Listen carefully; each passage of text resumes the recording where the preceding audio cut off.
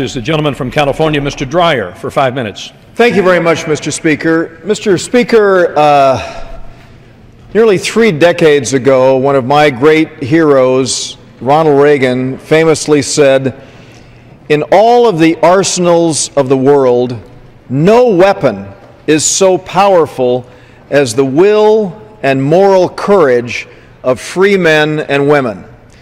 For the last year and a half, no development on the world stage has drawn greater interest or sparked more passionate debate than the upheaval in the Arab world.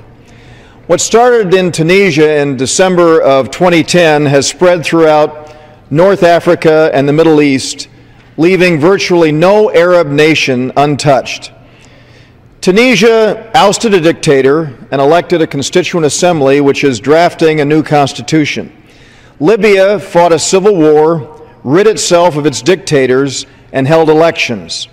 In both cases, particularly in Libya, blood was shed, but it has so far not been in vain, as real hope for democracy and an improved quality of life prevails.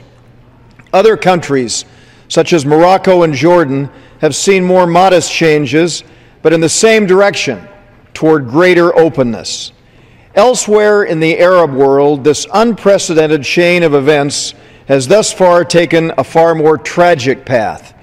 The Syrian people are suffering immeasurably for their efforts to unseat a regime that has proven itself eager to take innocent lives in brutal fashion.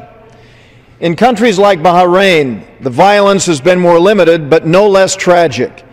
Even in those nations where regimes stifle public discourse, we know that the autocrats are watching. They are mindful of Reagan's lesson that the will of the people cannot be suppressed indefinitely. Of all the nations where this movement has unfolded, none holds greater sway over the future of the region than Egypt. Since the stunning fall of Mubarak in February of last year, Egypt has held parliamentary and presidential elections.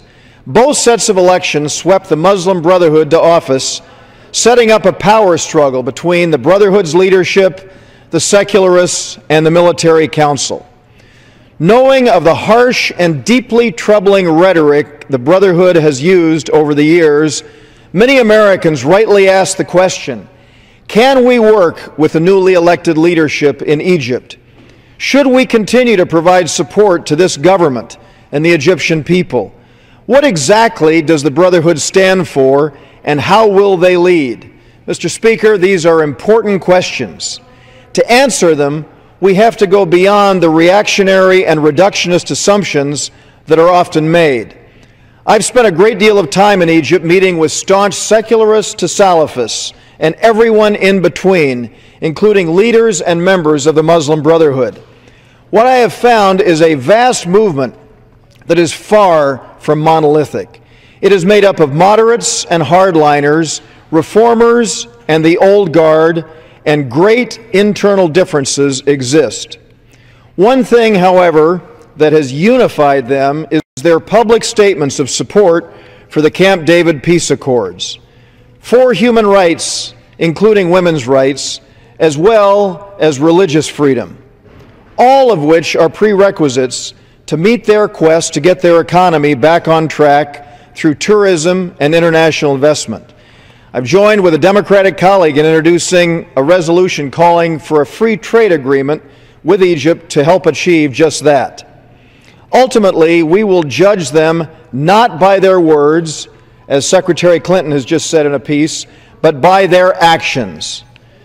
But the mere fact that these public statements have been made says a great deal about the stark difference between the nature of an underground movement, which the Muslim Brotherhood was, and an elected government. Now that the Brotherhood has at least taken some of the responsibility of righting the economy and providing opportunity for 85 million Egyptians, it will face enormous pressure to pursue a reform agenda, engage appropriately with the West, and eschew regional conflict. In the meantime, Mr. Speaker, we as Americans have a responsibility to live up to our own ideals.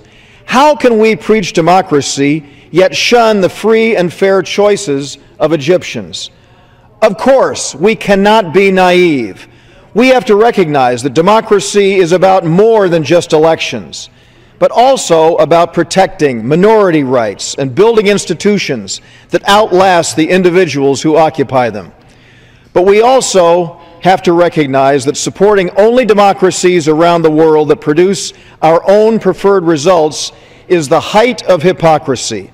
On a more practical level, compromising our own values would only strengthen the hands of anti-Western fundamentalists. Refusing to engage with the Muslim Brotherhood would simply achieve a self-fulfilling prophecy by giving rise to extremists over reformists and moderates. No country following decades of authoritarian rule can make a full transition to a thriving, stable, peaceful, and prosperous democracy quickly and painlessly. Even with the most optimistic of outlooks, the Egyptian people will struggle for years to come to throw off the shackles of the past and create the kind of future for which we all strive. We've been working at this for 236 years, Mr. Speaker, and we still haven't gotten it exactly right. We have a responsibility as longtime Egyptian allies and as champions of democracy around the globe to stand with them in this process, encouraging continued reform and providing our support for the development of real democracy in the Arab world's most populous nation. The chair